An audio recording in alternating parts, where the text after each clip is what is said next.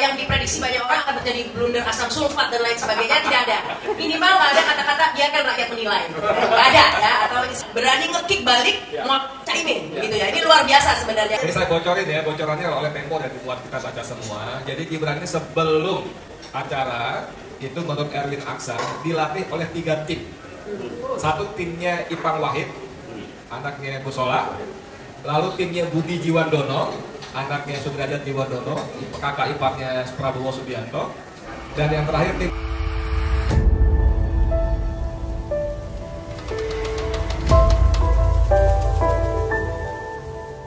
saya agak deg-degan nggak tadi?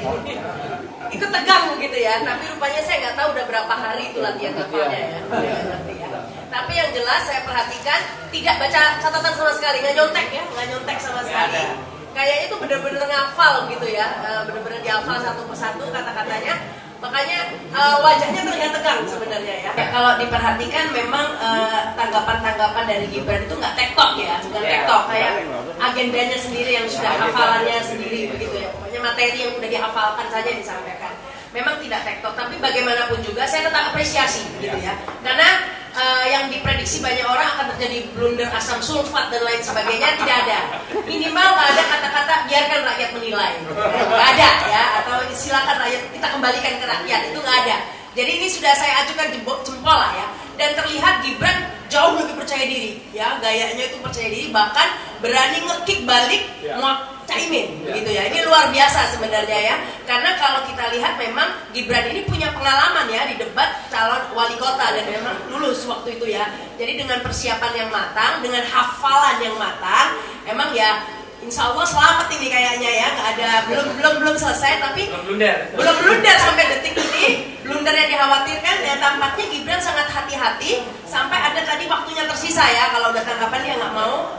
Dan yang menarik tadi sempat nge-kick Muhaimin, dan ya benar ketika menyebut-nyebut IKN itu seperti gol bunuh diri gitu ya, kayak langsung diserang. Bahkan Mahfud MD mengatakan belum ada investor satupun, yang ada tanah-tanah tersebut sudah dikapling, dikuasai oleh pengusaha-pengusaha. Ya mungkin maksudnya itu yang disebut Naya Padah dan Agung Sedayu ya, kan jadi matching itu dengan apa yang disampaikan Gibran ya. Tapi investasi asing seperti yang diungkapkan oleh Jokowi sebelumnya hingga saat ini nihil, itu semua orang tahu ya. Dan tapi Gibran tampaknya percaya diri dan bahkan nantangin Google aja katanya. Loh, kita semua punya kuota sebenarnya ya, bisa Google juga, dan kita semua tahu bahwa itu masih nihil ya sampai sekarang ya.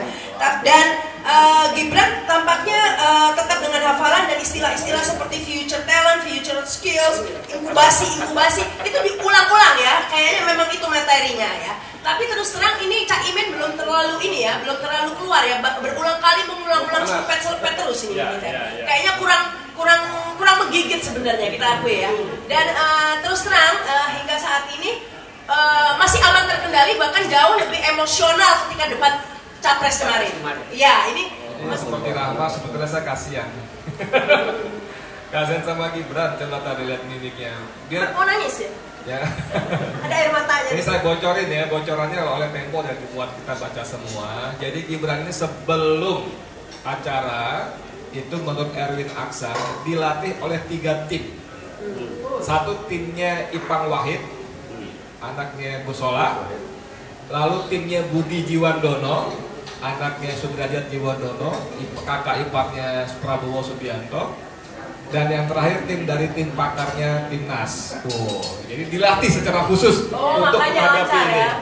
Jadi saya ingin seperti pagi tadi dalam podcast saya ingin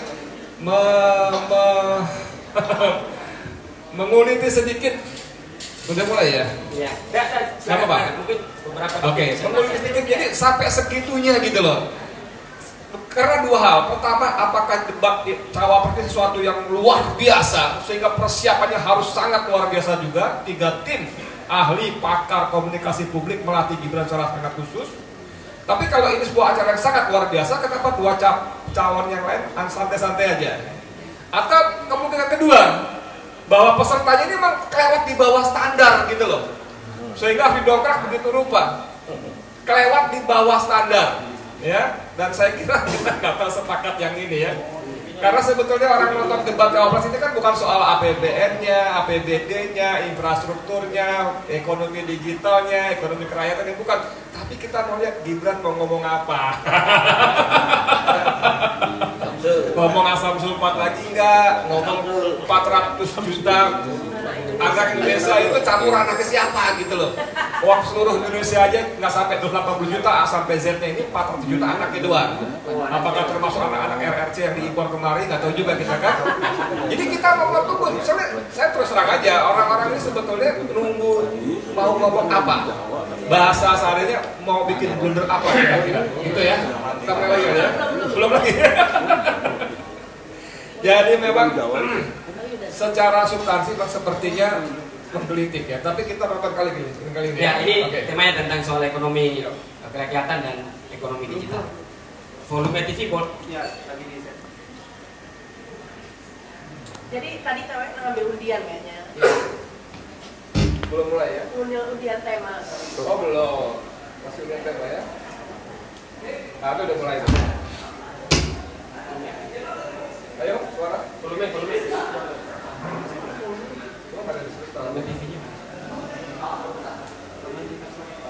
Pisononya Yan puter yang belakang.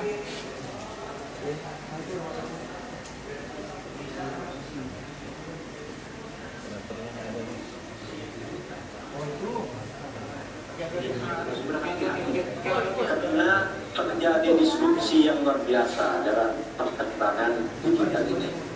Saya menangani kasus misalnya pinjol, di mana rakyat menjadi korban dari kegiatan ekonomi digital. Ada kripto misalnya. Kasus pinjol itu sendiri sungguh sangat problematik. Kenapa? Karena dia dibuat secara hukum perdata melalui jaket. Rakyat yang tidak tahu langsung bilang kamu mau pinjam uang sekian, yes. Bunganya sekian, yes. Kalau tidak bayar sekian, yes. Level Jakarta begitu ya. Gibran malah bicara soal digitalisasi transportasi umum, by the service di kota kecil, ya istilah-istilah begitu gitu ya. Jadi tidak mengkritisi apa disampaikan, dan yang dilakukan Mahfud MD memang selalu mengkritisi begitu ya. Tapi tadi sebelumnya, di sesi sebelumnya, kalau saya tidak salah, Cak Imin sempat memuji Omnibus Law ya. Nah itu saya juga itu dipertanyakan, bukannya Omnibus Law itu bermasalah ya, Kang Edi ya? Kok dipuji sama Cak Imin ya? Ini kayaknya ada Cak Imin terlihat ini overconfidence mungkin ya, agak meremehkan Gibran begitu ya. Ya Gibran ini meskipun sebenarnya yang disampaikan juga terlihat percaya diri, tapi yang disampaikan sering pepesan kosong sebenarnya ya. Ya salah satunya tadi itu IKN yang investasi begitu ya. Makan gratis. Makan gratis. Itu kalau dihitung-hitung satu tahun 300 triliun. 400 triliun. 400. Kalau dari timnya mereka hitung satu hari 1 triliun, berarti hampir 300 triliun. Ya itu banyak yang pepesan kosongnya, termasuk hilirisasi nikel itu tadi yang disebutkan ya. Karena hilirisasi nikel ini kan yang dikritisi Faisal Basri dulu tuh kan ya, bahwa itu hanya menguntungkan Cina begitu ya. Tapi itu malah jadi kesannya kayak seperti menguasai, tapi yang disampaikan itu sebenarnya kosong. Tapi masalahnya mungkin nggak semua rakyat Indonesia juga mengerti bahwa yang disampaikan itu kosong ya. Itu maksudnya. Yang jelas sepintas kelihatannya kayak wow gitu ya, bisa gitu ya. Padahal kalau dikritisi juga apa yang disampaikan itu kosong juga begitu ya. Salah satunya lagi Mahfud MD benar-benar menguasai konten ya, mengkritisi setiap pembicaranya. Saya curiga ini Gibran ini diduga kuat menurut saya dapat kisi-kisi deh. Saya kira ya sepertinya ya, bukannya tidak mungkin, saya kira ya itu sangat memungkinkan. Kalau saya lihat persiapannya kayak udah siap gitu. Misalnya ketika soal yang kumuh tadi, yang kota tadi itu ya, Cak Imin menyampaikan apa begitu ya, Gibran langsung dengan tema yang sesuai. Yang lucu lagi ketika Mahfud MD sampai membaca ulang pertanyaan moderator ke Gibran, karena Gibran kayaknya fokus kepada hafalannya saja begitu ya. Bahkan saking demi agar selamatnya sampai Gibran itu sering menyisakan waktu sampai 19 detik. Itu dalam debat cukup lama, berapa persen orang waktunya cuma 1 menit 19 detik disisakan, itu sangat ini ya. Jadi sepertinya main aman Gibran, dan yang penting kelihatan percaya diri meskipun isinya belum tentu begitu ya. Silakan. Oke, Bang Edi silakan. Ya, saya sependapat dengan Rahma ya, bahwa di sesi-sesi ini Gibran makin percaya diri ya, bahkan sudah berani nyerang. Ini kayaknya Prof. Mahfud dan Gus Imin nggak paham yang saya sampaikan. Baik, saya ulangi lagi. Nah, saya ingin ini anak ini benar-benar copycat dari bapaknya ya. Niru, jiplak, fotokopi banget. Sampai saya ulangi lagi. Itu karena gesturnya, body language itu persis bapaknya. Saya ulangi kan gitu. Dengan begini ya, coba tadi perhatikan nanti kali saya dibuat sampai segininya gitu ya. Kemudian memang akhirnya saya tadi bilang saya nggak berani kayak Rahma, kayaknya diduga gitu ya. Kalau saya hanya pakai kalimat lain, jangan sampai gitu ya rakyat menduga dia dapat bocoran, karena dia asik dengan milik dia sendiri. Istilah Rahma tadi nggak TikTok gitu loh. Enggak, ini dibalas ini enggak, tapi Mahfud itu luar biasa. Memang dia jauh lebih matang dibanding dua ini yang lain ya. Sorry banget, Mahfud tuh menunjukkan kelasnya. Walaupun ya kita tahu lah bahwa dia bagian dari rezim juga. Tadi di belakang ada untuk nih, jangan-jangan habisnya diresapel. Oknum di belakang saya bilang gitu, jangan-jangan bisa diresapel. Nah, soal blunder, ini betul ya tadi Rama bilang, hilirisasi itu blunder. Ini memang angkanya betul, ekspornya sebelum hilirisasi 3 miliar dolar. Setelah hilirisasi naik 1100% jadi 33 miliar dolar. Tapi yang dikritisi oleh Faisal Basri bahwa 90% manfaat nikel itu dibawa ke Cina. Oke, itu mungkin tuduhan, mungkin ya.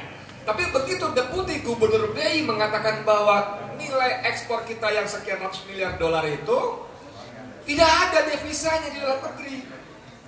Itu Deputi Gubernur BI, pejabat yang paling punya otoritas bicara soal moneter.